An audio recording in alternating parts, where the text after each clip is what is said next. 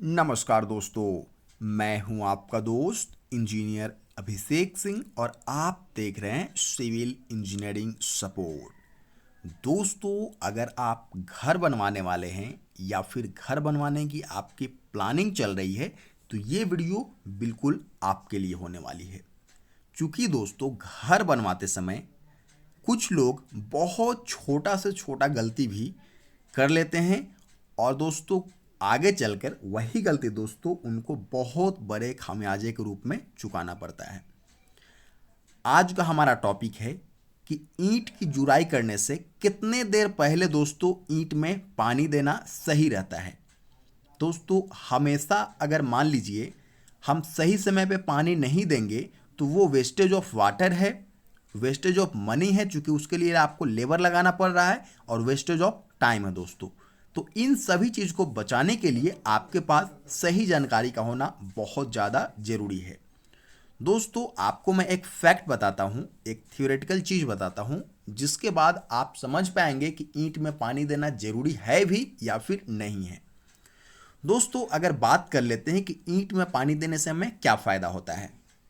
ये जो ईंट है दोस्तों, ये भट्टी से पका हुआ ईंट है, ये क्ले का ईंट है, ठीक है, मिट्टी से बना हुआ जो भट्टी में पकता है और उसके बाद ये पक्का होकर के घर की जुराई में काम आता है। दोस्तों, इसमें पानी देने से कोई भी फायदा नहीं होता है, ईंट जो है वो उसका स्थिति में कोई बदलाव नहीं होता है। अब बात कर लेते हैं ईंट का हमें इस्तेमाल करना है दीवार बनाने के लिए।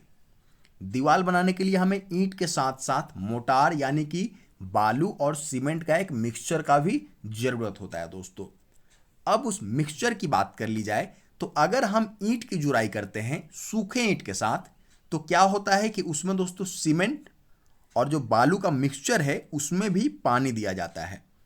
तो हमारा जो मोटार है वो तो गीला रहेगा और जो हमारा ईंट रहेगा दोस्तों वो सूखा हुआ अगर लगाते हैं तो क्या होता है कि जो मोटार का पानी है दोस्तों वो ईंट जल्दी से सोख लेगा और इससे ये होगा दोस्तों कि जो हमारा मोटार है, जो हमारा सीमेंट और बालू का मिक्सचर है वो जल्दी सूख जाएगा।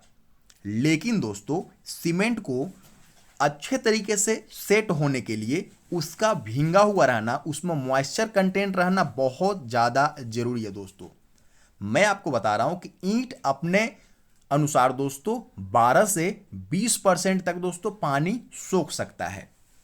अगर ईंट जल्दी से मोटार को सुखा देता है, जो हमारा बालू और सीमेंट का मिक्सचर है उसको बहुत जल्दी सुखा देता है दोस्तों, तो सीमेंट को सेटिंग जो टाइम है वो दोस्तों कम से कम हम लोग अगर अपने दीवार की तराई 6 से 7 दिन मिनिमम करना चाहिए। 7 दिन दोस्तों दीवार की तराई करनी ही चाहिए।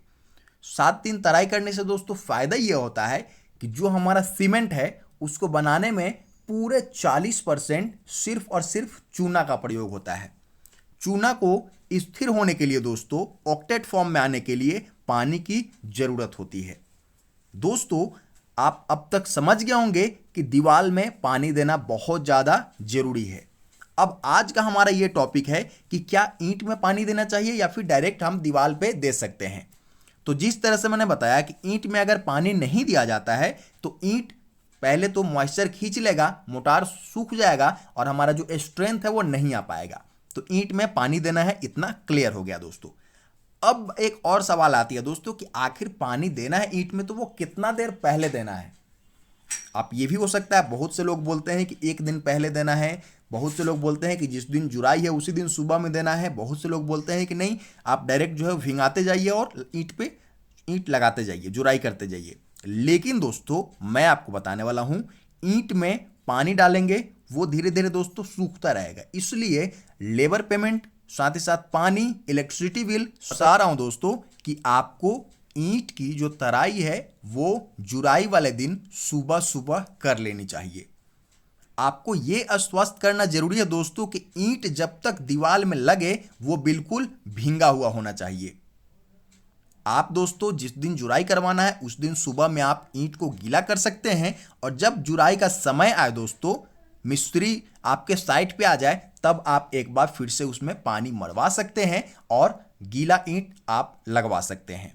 उससे दीवार में मजबूती आएगी और मोटार का सेटिंग टाइम बढ़ जाएगा, जिससे मोटार अच्छी तरीके से सेट होंगे और आपका दीवार काफ़ी ठोस मजबूत बनेगा।